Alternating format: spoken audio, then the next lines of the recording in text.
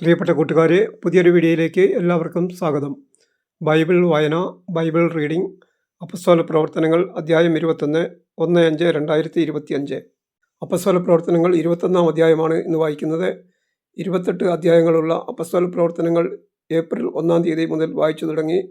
ഇന്ന് 21-ാം അധ്യായം വായിക്കുന്നു. മെയ് 15-ാം തീയതിക്കകം ഈ വായന പൂർത്തിയാവുമെന്ന് പ്രതീക്ഷിക്കുന്നു. ഇന്ന് 1-5-2025. ഇന്ന് വായിക്കുന്നത് 21-ാം അധ്യായം. അപ്പസ്തോല പ്രവർത്തനങ്ങൾ അധ്യായം 21. ജെറുസലേമിലേക്ക്. ഞങ്ങൾ അവരിൽ നിന്ന് പിരിഞ്ഞ് കപ്പൽ കയറി നേരെ കോസിലെത്തി. അടുത്ത ദിവസം റോദോസിലേക്കും അവിടെ നിന്ന് പത്താറയിലേക്കും പോയി. ഫെനീഷ്യയിലേക്ക് പോകുന്ന ഒരു കപ്പൽ കണ്ട് ഞങ്ങൾ അതിൽ കയറി. ഇടത്തുവശത്തായി സൈപ്രസ് ദൃഷ്ടിയിൽപ്പെട്ടു. എങ്കിലും അത് പിന്നിട്ട് ഞങ്ങൾ സിറിയയിലേക്ക് തിരിച്ചു.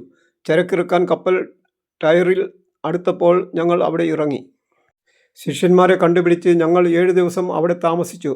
പരിശുദ്ധാത്മാവിനാൽ പ്രേരിതരായി അവർ പൗലോസിനോട് ജെറുസലേമിലേക്ക് പോകരുതെന്ന് പറഞ്ഞു. അവിടുത്തെ താമസം കഴിഞ്ഞ് ഞങ്ങൾ യാത്ര തുടർന്നു. സ്ത്രീകളും കുട്ടികളും ഉൾപ്പെടെ അവരെല്ലാവരും നഗരത്തിന് വെളിയിൽ വരെ ഞങ്ങളെ അനുയാത്ര ചെയ്തു. സമുദ്രതീരത്ത് മുട്ടുകുത്തി ഞങ്ങൾ പ്രാർത്ഥിക്കുകയും വിടവാങ്ങുകയും ചെയ്തു. പിന്നെ ഞങ്ങൾ കപ്പലിൽ കയറി അവർ വീടുകളിലേക്ക് മടങ്ങി. ടയറിൽ നിന്നുള്ള യാത്രയുടെ അവസാനത്തിൽ ഞങ്ങൾ ടൊളോമായിസിൽ എത്തിച്ചേർന്നു. അവിടെ സഹോദരരെ അഭിവാദനം ചെയ്യുകയും അവരുടെ കൂടെ ഒരു ദിവസം താമസിക്കുകയും ചെയ്തു. അടുത്ത ദിവസം ഞങ്ങൾ അവിടെ നിന്ന് പുറപ്പെട്ട് കേസറിയയിലെത്തി. 7 പേരിൽ ഒരുവനും സുവിശേഷ പ്രസംഗകനുമായ പീലിപ്പോസിൻ്റെ വീട്ടിൽ ചെന്ന് അവൻ്റെ കൂടെ താമസിച്ചു. കന്യകമാരും പ്രവചനവരം ലഭിച്ചവരുമായ 4 പുത്രിമാർ അവനുണ്ടായിരുന്നു. കുറേ ദിവസം കഴിഞ്ഞപ്പോൾ അഗാബോസ് എന്നു പേരുള്ള ഒരു പ്രവാചകൻ യൂദയായിൽ നിന്ന് അവിടെയെത്തി. അവൻ ഞങ്ങളുടെ അടുത്ത് വന്ന് പൗലോസിൻ്റെ അരപ്പട്ടയെടുത്ത് അതുകൊണ്ട് സ്വന്തം കൈകാലുകൾ ബന്ധിച്ചിട്ട് ഇപ്രകാരം പ്രസ്താവിച്ചു: പരിശുദ്ധാത്മാവ് അരുളി ചെയ്യുന്നു, ജെറുസലേമിൽ വെച്ച് യഹൂദന്മാർ ഈ അരപ്പട്ടയുടെ ഉടമസ്ഥനെ ഇതുപോലെ ബന്ധിക്കുകയും വിജാതിയർക്ക് ഏൽപ്പിച്ചു കൊടുക്കുകയും ചെയ്യും. ഇത് കേട്ടപ്പോൾ ഞങ്ങളും അവിടെയുണ്ടായിരുന്ന ജനങ്ങളും പൗലോസിനോട് ജെറുസലേമിലേക്ക് പോകരുതെന്ന് അഭ്യർത്ഥിച്ചു. അപ്പോൾ അവൻ പറഞ്ഞു: നിങ്ങളെന്താണ് ഈ ചെയ്യുന്നത്? നിലവിളിച്ചുകൊണ്ട് എൻ്റെ ഹൃദയത്തെ ദുർബലമാക്കുകയാണോ? ജെറുസലേമിൽ വെച്ച് കർത്താവായ യേശുവിൻ്റെ നാമത്തെ പ്രതി ബന്ധനം മാത്രമല്ല മരണം പോലും സ്വീകരിക്കാൻ ഞാൻ തയ്യാറാണ്. അവനെ സമ്മതിപ്പിക്കാൻ കഴിയാതെ വന്നപ്പോൾ കർത്താവിൻ്റെ ഹിതം നിറവേറട്ടെ എന്ന് പറഞ്ഞുകൊണ്ട് ഞങ്ങൾ പിന്മാറി. ആ ദിവസങ്ങൾക്ക് ശേഷം ഞങ്ങൾ യാത്രയൊരുങ്ങി ജെറുസലേമിലേക്ക് പുറപ്പെട്ടു. കേസറിയയിൽ നിന്നുള്ള ചില ശിഷ്യരും ഞങ്ങളോടൊപ്പം വന്നു. ആദ്യകാല ശിഷ്യരിൽ ഒരുവനായ സൈപ്രസുകാരൻ മ്നാസോൻ്റെ വീട്ടിലാണ് ഞങ്ങൾക്ക് താമസിക്കേണ്ടിയിരുന്നത്. അതിനാൽ അവനെയും അവർ കൂട്ടത്തിൽ കൊണ്ടുപോയിരുന്നു. ജെറുസലേമിലെ തീരുമാനം. ഞങ്ങൾ ജെറുസലേമിൽ എത്തിയപ്പോൾ സഹോദരർ സന്തോഷപൂർവ്വം ഞങ്ങളെ സ്വീകരിച്ചു. അടുത്ത ദിവസം പൗലോസ് ഞങ്ങളോടൊത്ത് യാക്കോബിൻ്റെ അടുക്കലേക്ക് പോയി. ശ്രേഷ്ഠന്മാരെല്ലാവരും അവിടെ വന്നുകൂടി. അവരെ അഭിവാദനം ചെയ്തതിന് ശേഷം പൗലോസ് തൻ്റെ ശുശ്രൂഷ വഴി വിജാതിയരുടെ ഇടയിൽ ദൈവം ചെയ്ത കാര്യങ്ങൾ ഓരോന്നായി വിശദീകരിച്ചു. അവർ അത് കേട്ട് ദൈവത്തെ സ്തുതിച്ചു. അവർ അവനോട് പറഞ്ഞു: സഹോദര, വിശ്വാസം സ്വീകരിച്ചവരിൽ എത്രയായിരം യഹൂദരുണ്ടെന്ന് നോക്കൂ.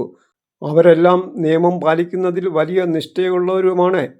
എന്നാൽ ശിശുക്കളെ പരിച്ഛേദനം ചെയ്യുകയോ പരമ്പരാഗതമായ ആചാരങ്ങൾ അനുഷ്ഠിക്കുകയോ വേണ്ട എന്ന് പറഞ്ഞുകൊണ്ട് മോശയെ അവഗണിക്കാൻ വിജാതിയരുടെ ഇടയിലുള്ള യഹൂദരെ നീ പഠിപ്പിക്കുന്നുവെന്ന് അവർ കേട്ടിരിക്കുന്നു. നീ വന്നിട്ടുണ്ടെന്ന് അവർ തീർച്ചയായും അറിയും. എന്താണ് ഇനി ചെയ്യേണ്ടത്? അതിനാൽ ഞങ്ങൾ പറയുന്നത് പോലെ നീ പ്രവർത്തിക്കുക.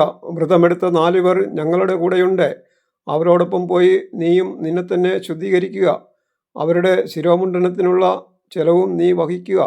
അങ്ങനെ നീ തന്നെ നിയമമനുസരിച്ച് ജീവിക്കുന്നുവെന്നും നിന്നെക്കുറിച്ച് അവർ കേട്ടിരിക്കുന്ന വാർത്തയിൽ കഴമ്പില്ലെന്നും സകലരും അറിഞ്ഞുകൊള്ളും. എന്നാൽ വിശ്വാസം സ്വീകരിച്ച വിജാതിയരെ സംബന്ധിച്ചിടത്തോളം ഞങ്ങൾ ഒരു എഴുത്തയച്ചിട്ടുണ്ട്. വിഗ്രഹങ്ങൾക്ക് അർപ്പിച്ച വസ്തുക്കൾ, രക്തം, കഴുത്ത് ഞെരിച്ച് കൊല്ലപ്പെട്ടവ, വ്യഭിചാരം എന്നിവയിൽ നിന്ന് അവർ അകന്നിരിക്കണമെന്ന ഞങ്ങളുടെ തീരുമാനവും അതുവഴി അറിയിച്ചിട്ടുണ്ട്. പൗലോസ് അവരെ കൂട്ടിക്കൊണ്ടുപോയി അടുത്ത ദിവസം തന്നെ അവരോടൊപ്പം ശുദ്ധീകരണ കർമ്മം നടത്തി. അവരുടെ ശുദ്ധീകരണം പൂർത്തിയാകുന്ന ദിവസവും അവർക്ക് ഓരോരുത്തർക്കും വേണ്ടി ബലിയർപ്പിക്കാനുണ്ടെന്ന വിവരവും അറിയിക്കാൻ വേണ്ടി അവൻ ദേവാലയത്തിൽ പോയി. പൗലോസിനെ ബന്ധിക്കുന്നു.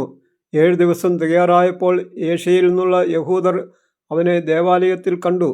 അവർ ജനക്കൂട്ടത്തെ ഇളക്കുകയും അവനെ പിടികൂടുകയും ചെയ്തു. അവർ വിളിച്ചു പറഞ്ഞു, ഇസ്രായേൽ ജനമേ, സഹായിക്കുവിൻ. ജനത്തിനും നിയമത്തിനും ഈ സ്ഥലത്തിനും എതിരായി എല്ലായിടത്തും ആളുകളെ പഠിപ്പിക്കുന്നവൻ ഇവൻ തന്നെ. മാത്രമല്ല, ഇവൻ ഗ്രീക്കുകാരെ ദേവാലയത്തിൽ കൊണ്ടുവന്ന് ഈ പരിശുദ്ധ സ്ഥലം അശുദ്ധമാക്കുകയും ചെയ്തിരിക്കുന്നു. എന്തെന്നാൽ നഗരത്തിൽ വെച്ച് നേരത്തെ അവനോടൊപ്പം എഫേസസുകാരനായ ത്രോഫിമോസിനെയും അവർ കണ്ടിരുന്നു. പൗലോസ് അവനെയും ദേവാലയത്തിൽ കൊണ്ടുവന്നിരിക്കും എന്ന് അവർ വിചാരിച്ചു. നഗരം മുഴുവൻ പ്രക്ഷുബ്ധമായി. ആളുകൾ ഓടിക്കൂടി. അവർ പൗലോസിനെ പിടിച്ച് ദേവാലയത്തിന് പുറത്തേക്ക് വലിച്ചിഴച്ച് കൊണ്ടുവന്ന് ഉടൻ തന്നെ വാതിലുകൾ അടയ്ക്കുകയും ചെയ്തു. അവർ പൗലോസിനെ കൊല്ലാൻ ശ്രമിച്ചുകൊണ്ടിരിക്കുമ്പോൾ ജെറുസലേം മുഴുവൻ ബഹളത്തിലാണെന്ന് സഹസ്രാധിപന് അറിവ് ലഭിച്ചു. അവൻ ഉടൻ തന്നെ ഭടന്മാരെയും ശതാധിപന്മാരെയും കൂട്ടിക്കൊണ്ട് അവരുടെ അടുത്തേക്ക് പാഞ്ഞെത്തി. ഭടന്മാരെയും സഹസ്രാധിപനെയും കണ്ടപ്പോൾ പൗലോസിനെ പ്രഹരിക്കുന്നതിൽ നിന്ന് അവർ വിരമിച്ചു. സഹസ്രാധിപൻ വന്ന് അവനെ പിടിച്ചു. അവനെ 2 ചങ്ങലകൾ കൊണ്ട് ബന്ധിക്കാൻ അവൻ കൽപ്പിച്ചു. അവൻ ആരാണെന്നും എന്തു ചെയ്തുവെന്നും സഹസ്രാധിപൻ അന്വേഷിച്ചു. ആൾക്കൂട്ടത്തിൽ ഓരോരുത്തരും ഓരോന്ന് വിളിച്ചു പറഞ്ഞുകൊണ്ടിരുന്നു. ബഹളം നിമിത്തം വസ്തുത ഗ്രഹിക്കാൻ കഴിയാതെ വന്നപ്പോൾ അവനെ പാളയത്തിലേക്ക് കൊണ്ടുവരാൻ അവൻ കൽപ്പന നൽകി. നടയിലെത്തിയപ്പോഴേക്കും ജനക്കൂട്ടത്തിൻ്റെ കയ്യേറ്റം നിമിത്തം പടയാളികൾ അവനെ എടുത്തുകൊണ്ടു പോവുകയാണ് ചെയ്തത്. അവനെ കൊല്ലുക എന്ന് വിളിച്ചു പറഞ്ഞുകൊണ്ട് ജനക്കൂട്ടം പിറകെ കൂടി. സഹസ്രാധിപൻ്റെ മുമ്പിൽ പാളയത്തിലെത്താറായപ്പോൾ പൗലോസ് സഹസ്രാധിപനോട് പറഞ്ഞു, ഞാൻ ഒരു കാര്യം പറഞ്ഞുകൊള്ളട്ടെ. അവൻ ചോദിച്ചു, നിനക്ക് ഗ്രീക്ക് ഭാഷ അറിയാം അല്ലേ? അപ്പോൾ അടുത്ത കാലത്ത് കലാപമുണ്ടാക്കുകയും 4000 ഭീകരപ്രവർത്തകരെ മരുഭൂമിയിലേക്ക് നയിക്കുകയും ചെയ്ത ഈജിപ്തുകാരനല്ലേ നീ? പൗലോസ് പറഞ്ഞു, കിലിക്യായിലെ താർസോസിൽ നിന്നുള്ള ഒരു യഹൂദനാണ് ഞാൻ, അപ്രധാനമല്ലാത്ത ഒരു നഗരത്തിലെ പൗരൻ. ജനത്തോട് സംസാരിക്കാൻ എന്നെ അനുവദിക്കണമെന്ന് ഞാൻ അപേക്ഷിക്കുന്നു. അനുവാദം കിട്ടിയപ്പോൾ പൗലോസ് നടയിൽ നിന്നുകൊണ്ട് ജനത്തോട് ആംഗ്യം കാണിച്ചു. അവർ പൂർണ്ണ നിശബ്ദരായി. ഹെബ്രായ ഭാഷയിൽ അവൻ പ്രസംഗം ആരംഭിച്ചു. 28 അധ്യായങ്ങളുള്ള അപ്പസ്തോല പ്രവർത്തനങ്ങൾ എന്ന ഈ സുവിശേഷം മുഴുവൻ വായിക്കാൻ കൃപ തരണമേ എന്ന് ദൈവത്തോട് പ്രാർത്ഥിക്കുന്നു.